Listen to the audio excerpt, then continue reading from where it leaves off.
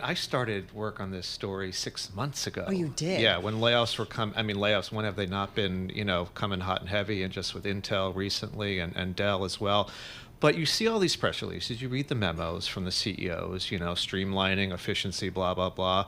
And then the SEC filing goes out and they say, we're taking a charge of X million for severance. And I'm like, okay, it's got to be more to it than that, right? What's the true cost of a layoff? Because I've been laid off. And we've, either you've been laid off or you've done a layoff. I think all of our listeners fall into one of those two categories. And you see what happens to the survivors, the people who are still there. They're like zombies at times. They're worried about another layoff coming. They now have to do the work of 2 or 3 people. So, your engagement goes down, your morale goes down. You're kind of looking out the door like, maybe I should be down the street taking a job somewhere else. Yeah, a lot of other people exactly. just leave because so they're like, listen, we're doing layoffs. Exactly. I need to get out of this business. So we know that output declines. We know that quitting goes up. But how much does this actually cost? We just kind of see these as like intangibles. Like, well, it happens, but, we had to do this.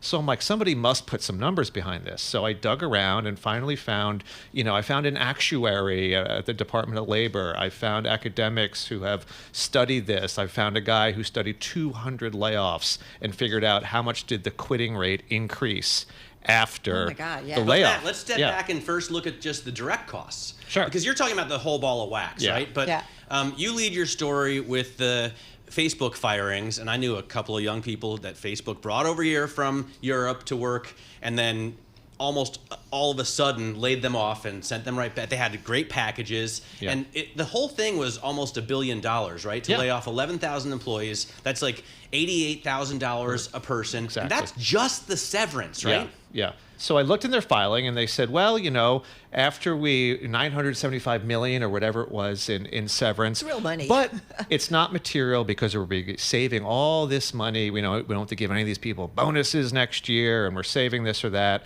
And I'm like, there's got to be, again, more to it than that. So, but all we really know is how much they take in the charge for severance, which will cover, 2 weeks salary, healthcare continuation, outplacement, help with your resume. But again, the cost of a layoff goes so much further. So what are the biggest indirect costs? Yeah, like you got to bring in, I guess, Bain or McKinsey to make you feel better about it first, right? So you got to pay another cost.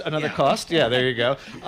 No, Matt Boyle will do it for you. So the biggest ones are reduced productivity, output goes down. So I went to a firm called Active Track, and like other firms, so they're one of the biggest ones.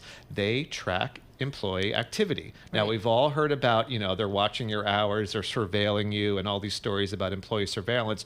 But employers do want to know, what you are doing on the company time. So this company was able to track pre and post layoff productivity at 7 anonymous firms. Obviously, I don't know who they are, but we saw exactly what happened to productivity, and it was usually about an hour a day less productive. So that's 18 hours a month. Turns out to be, for every 10,000, for a company with 100 employees, that means more than $50,000 lost in productivity every month until it finally reverts to normal, usually after 6 months, but sometimes, not 6 months. So that's one of the big ones. Another one is increased quitting. People are worried about their own job, and so people so you have an increase in what's called voluntary attrition, quitting. Right.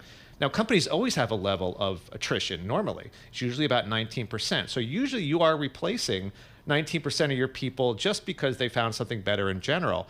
But when you do a layoff, your voluntary attrition can go up by 50%. That's a lot. That is a lot, yes. Well, and I feel like on the other side of that, like if you need those workers that are leaving. Yeah, those are the ones you want to keep. Exactly. That to bring them in, to recruit them, then to retrain them. That's, again, another cost. Yeah, so those are people you didn't want to lose in the first place. They're not the people you laid off. Then you have to recruit and train their replacements.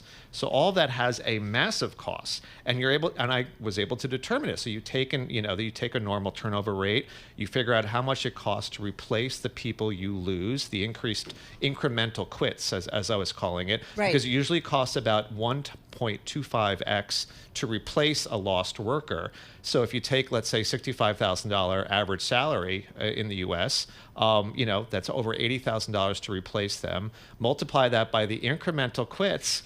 And at a 10,000 person company, you're talking about $75 million that you were not thinking you were going to spend, to replace all these people.